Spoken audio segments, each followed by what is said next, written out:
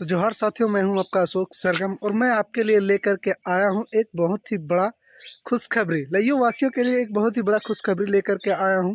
तो जैसा कि दोस्तों आप सभी को पता होगा कि हम लोग कल 12/1/2024 यानी कल बीती हुई कल हम लोगों को एक वार्ता होनी थी पीओ के साथ में। तो वो वार्ता हम लोगों को सफलतापूर्वक पूर्ण हो चुकी है और पीओ साहब ने हम सबको ये आश्वासन दिया है कि काम जो है रोड का टेंडर जो है वो पास हो चुका है। वो कोई हजारीबाग का ठेकेदार है, वो काम ले चुके हैं। तो अभी खरमास वगैरह का कोई रीजन चल रहा है तो उसकी वजह से वो काम शुरू नहीं किए हैं। तो जैसे खरमास ख़त्म होता है बहुत जल्द ही खरमास के बाद ये काम शुरू हो जाएगा। जोहार जोहार झारखंड, जय झारखंड। जैसे कि देख रहे हैं मांडू प्रखंड के लइयो उत्तरी लइयो दक्षिणी के ग्रामीण लोगों ने सीसीएल प्रबंधन से जो है वार्ता किया 14 सूत्री मांगों को लेकर। तो आइए जानते हैं कि क्या कुछ वार्ता हुआ। दादा जोहार। जोहार। क्या नाम हुआ आपका? सीसीएल प्रबंधन से 14 सूत्री मांगों को लेकर यहाँ पे बैठक हुआ, तो वार्ता किस तरह से हुआ, क्या कुछ कहना चाहेंगे? वार्ता तो सफलपूर्वक हुआ और पीओ साहब आश्वासन दिए हैं और जल्द आश्वासन जो दिए पूर्ण करेंगे। दादा आपका क्या नाम हुआ? मेरा नाम रवि महतो है। वार्ता में किस तरह अवगत कराएं सीसीएल प्रबंधन, कुछ कहना चाहेंगे? सभी समस्याओं से जो हम लोगों का 14 सूत्री मांग था, उन्होंने बोला कि जो पहला पॉइंट था 14 सूत्री में, उन्होंने बोला कि पहला का 2 पॉइंट है और ऑलरेडी सॉर्ट आउट है। एक पॉइंट है वो टेंडर हो चुका है और उस पर बहुत जल्द उस पर काम चालू हो जाएगा। बस वो खरमास वगैरह का सीन है, उसकी वजह से लोग कंपनी चालू नहीं कर रहा है, वो चला जाएगा। बस एक मामला उसमें फंसा पहला पॉइंट में कि घोसी से जो लइयो तक का सड़क है उसका आप हम लोग को संज्ञान में दीजिए। हम लोग उस पर अंडर CSR पहल करेंगे, या नहीं तो फिर DMFP से काम हो जाता है तो ठीक है। और दूसरा पॉइंट क्या था ये? हाँ, उसके बाद इस चीज़ पे बोला कि ये मेरे रोड से कोयले में 75% हिस्सा स्थानीय बेरोजगार युवकों को बेसिक दर पर दी जाए। तो इस चीज़ पे बात होने पे उन्होंने बोला कि ये मेरे कंट्रोल में नहीं है, बट इस चीज़ को हम लोग एरिया और CMD को फॉरवर्ड करेंगे कि रैयतों का डिमांड है ज़्यादा से ज़्यादा लोग वहाँ के जो विस्थापित हैं और जो प्रभावित हैं वो लोग रोजगार से जुड़ सकें। तो रिजर्व प्राइस पे इनको कोयला दिया जाए ताकि ये व्यापार कर सकें। जो बाहरी मंडियों में लोग बाहरी लोग यहाँ पे पैसा लगा रहे हैं, जो प्रभावित हैं और लोग कोयला खरीद के बेच नहीं पा रहा है, क्योंकि रेट इतना ज़्यादा हाई हो जाता है। जब भी पब्लिक ऑक्शन होता है कोयला का बेसिक रेट पता है मात्र 2500 रुपया 3200 रुपया ऐसे होता है, और उसको पब्लिक ऑक्शन के माध्यम से कंपनी 13,000 14,000 इतना तक का स्लैब में चला जाता है। झारखंड कोलियरी का कोयला का स्थिति बता रहे हैं, और वही कोयला वही झारखंड कोलियरी का जो कोयला है, और JSMDC नाम का एक ऑर्गेनाइजेशन है, Jharkhand state mineral development corporation, जो गवर्नमेंट का ऑर्गेनाइजेशन है, वो खरीदती है मात्र 2500 रुपये में। और प्लस जो अदर जो कंपनीज है, जो फैक्ट्रीज लोकल चलाता है, लिंकेज कोयला के नाम से जाना जाता है, वो कोई 4200 में, कोई 4300 में, इस टाइप से फिक्स प्राइस पे वो लोग लेता है। लेकिन मेरा स्थानीय व्यापार कहाँ करेगा? अगर कोई बाहरी कंपनी या JSMDC ही ले जा रहा है, जमीन तो मेरा गया, इन लोग गया धूल करता, ये लोग खरा, ये लोग को रोजगार नहीं मिल पा रहा है।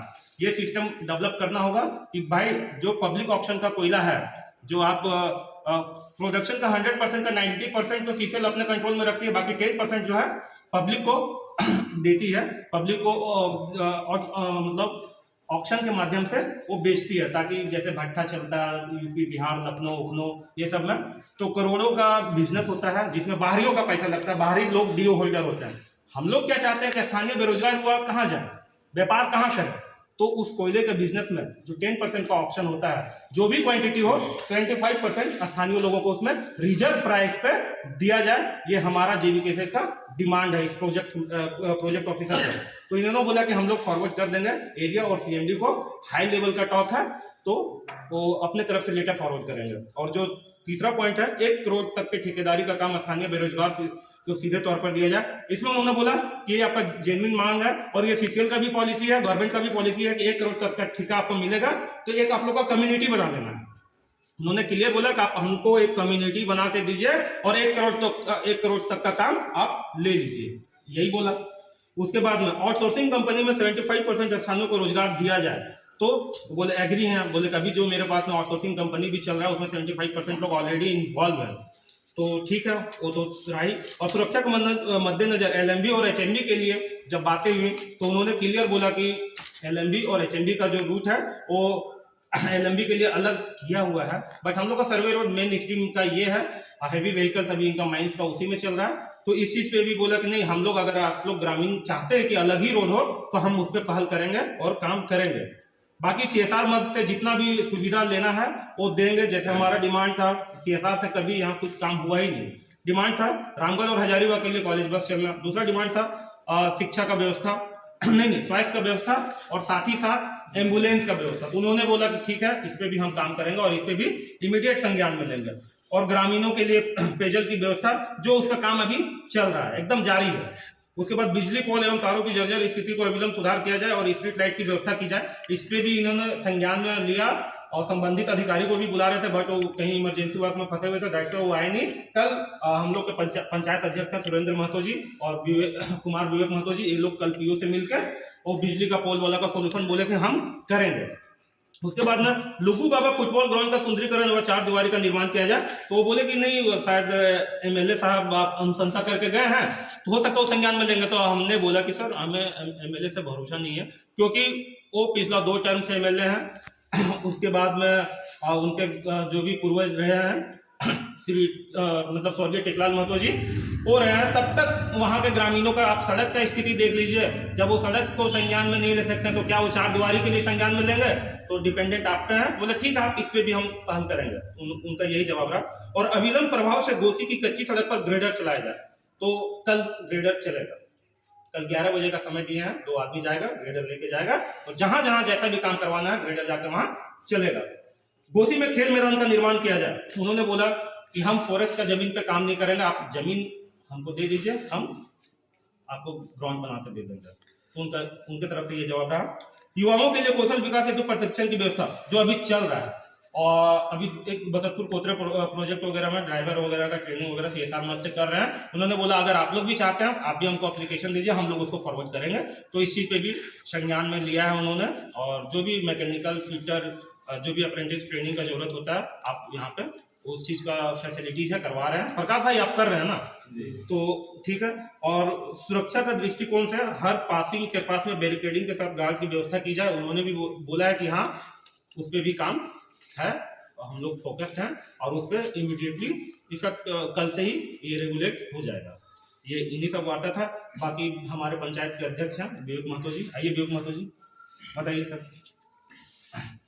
दादा जोहार। प्रबंधन के वार्ता से किस तरह आपको लगा? देखिए आज का जो हम लोग का 14 सूत्री मांग था और वार्ता सफल पूर्वक रहा। हमारे जितने भी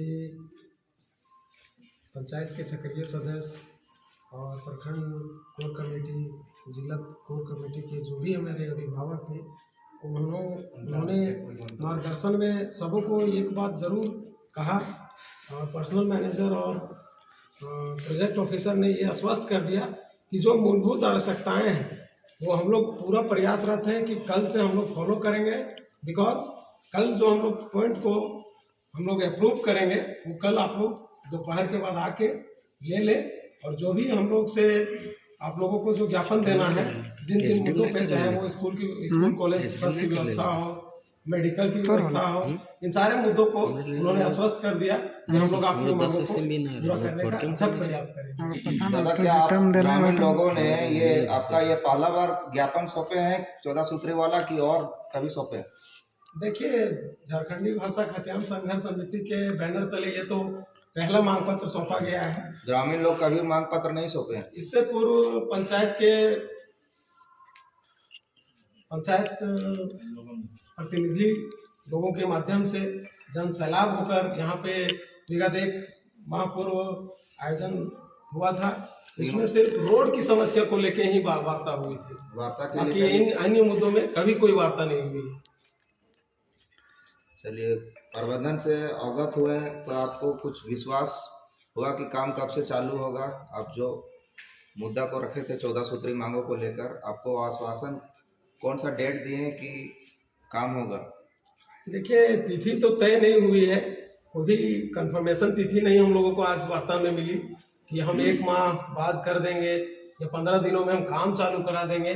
लेकिन एक बात की ये पुष्टि हुई है कि जो हम लोग का पहला पॉइंट है कि पीट ऑफिस से लेकर लइयो चौक सड़क निर्माण, उसमें मेरा एक सवाल भी था कि सर ये प्रोजेक्ट जब हाई अमाउंट का था 3-3.5 करोड़ का, तो आपने 1.5 करोड़ क्यों लाया या 1.25 करोड़ क्यों लाया? उन्होंने कहा यहाँ पे जो सड़क अभी निर्मित होगा पीट ऑफिस से वो परमानेंटली नहीं होगा, क्योंकि ये जब माइंस का विस्तारीकरण होना है लइयो में, तो उसके लिए ये अभी कुछ टर्म के लिए बनाया जा रहा है। तो हम लोग का जो समझ में रहा है कि यहाँ प्रबंधन का थोड़ा बहुत सा लापरवाही भी है और ग्रामीणों में एकजुटता तो है, लेकिन यहाँ के जो जनप्रतिनिधि हैं या हमारे जो विधायक एमएलए और सांसद हैं, सबकी मिली भगती यहाँ पे चलती है। क्योंकि ये लोग जन को बुला लेते हैं लेकिन सभा को नहीं बता पाते हैं कि क्या क्लियरिटी हुई। और जेबी केसेस के माध्यम से हम ये भरोसा दिलाना चाहते हैं कि हमारी जो 14 सूत्री मांगे हैं, इसमें हम जो मूलभूत आवश्यकताएं उनको हम लोग पूरा कराने का प्रयास करेंगे। ठीक है।